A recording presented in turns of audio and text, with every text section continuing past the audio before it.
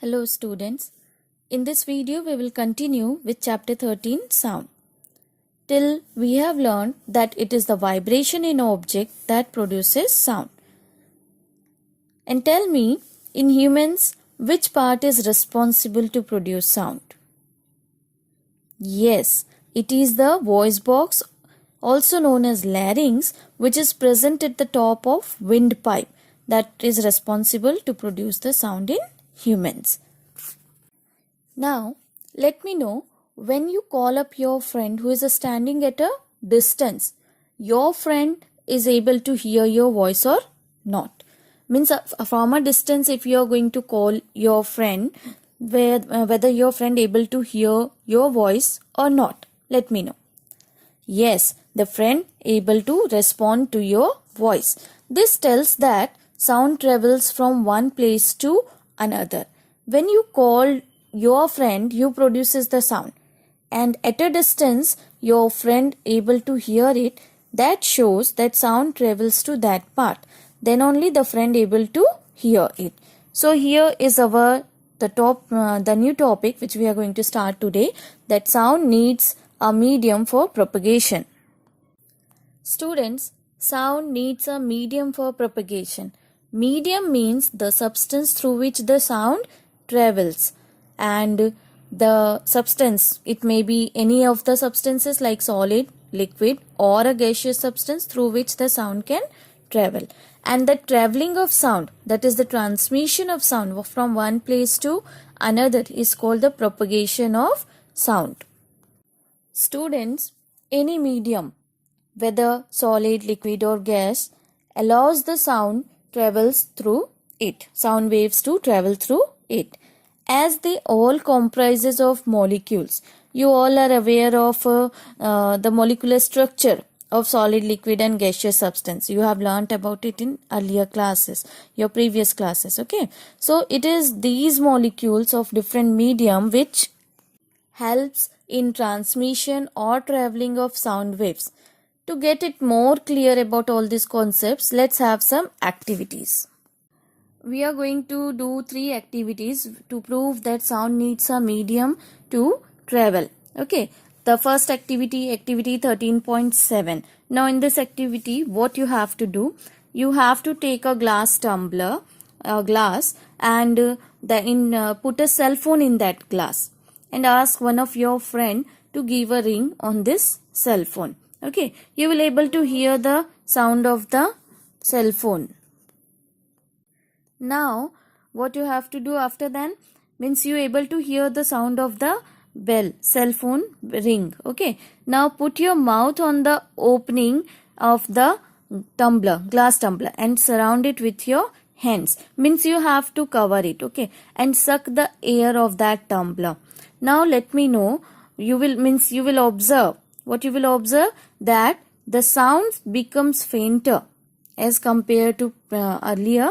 The sound, now when you start sucking the air of the tumbler, the sound becomes fainter, and when you remove your mouth, then that time and release the air, complete air will be there. So that time you will find that again the sound is loud sound is going to come from the ringing phone.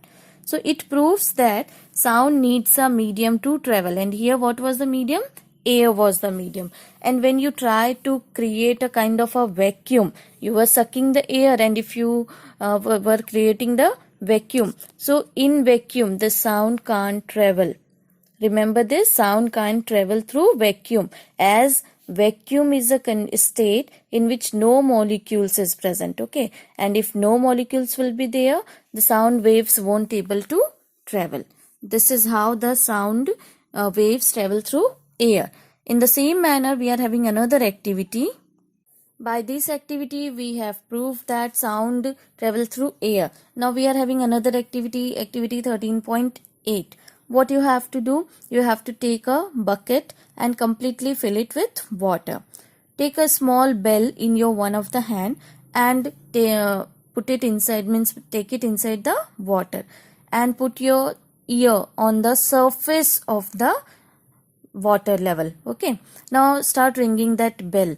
You will able to hear the sound why you are able to hear the sound from bell is inside the water, as the water molecules allow, means it passes the sound waves and it reaches to your ears. So this proves that the sound travels through water also, travels through liquid also. Let's have another activity, activity 13.9. Now in this activity, what you have to do, you have to take a long metallic scale, okay, metallic rod or metallic scale, and ask two friends, you means two of persons should need it. One of the friend will put one end on his ear, and another friend will scratch it at the another end. You will observe that you able to hear that scratching sound at the other end, and this proves that the sound waves travels through this metallic scale also.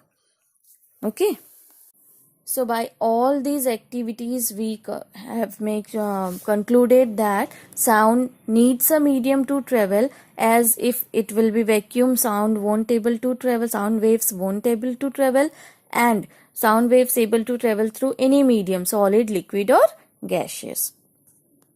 Students, remember, sound waves won't able to travel through vacuum, as no air molecules it carry. Okay, so sound waves won't able to travel, and the sound waves travels slowest in gases, faster in liquids, and fastest in solid. Means very easily the sound waves able to travel through solids, as the molecules are compactly arranged, and it used to be the speed of sound is very slow in gases, as the molecular, you have seen the molecular arrangement, the molecules are very far apart from each other, that's why. Now we have learned how the sound produces by the vibrating object, and we have learned that sound propagate, means travel through any medium, solid, liquid and gaseous, and in vacuum it will not travel.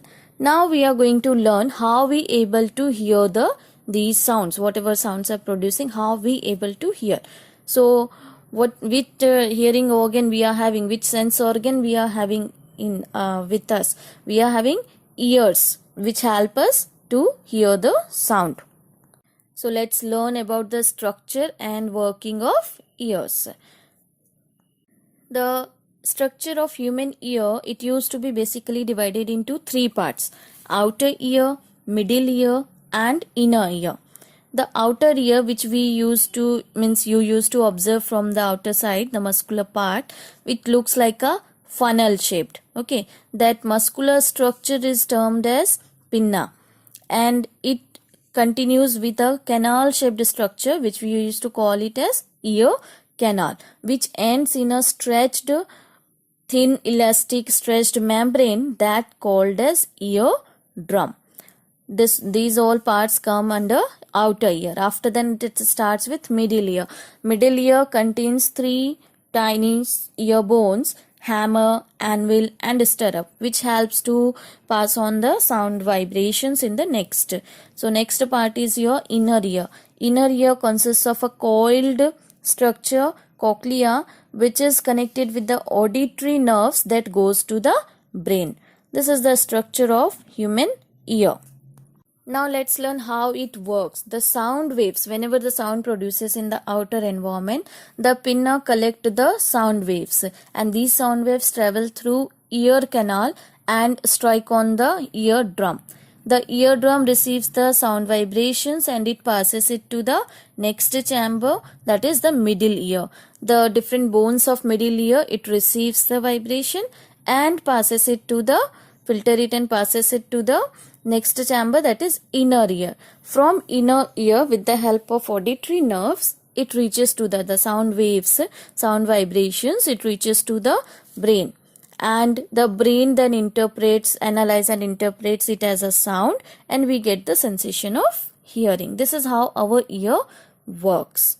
Students, there is one more activity to show you the functioning of ear drum. What you have to do, you have to take a tin can and cut its both end, means it should be cylindrical, and just cut it, the top part also and the bottom part also, it should be open, and stretch a piece of a thin rubber sheet at one end. Okay, then put some 4-5 grains, dry grains on it, and from the other open end ask one of your friend to shout a loud hooray hooray like that, so that the vibration should create sound vibrations. To create you have to create a sound vibrations, and you will find that the grains which is there on the stretched membrane is going to jump slightly, okay, as per the vibration. In this manner our eardrums work.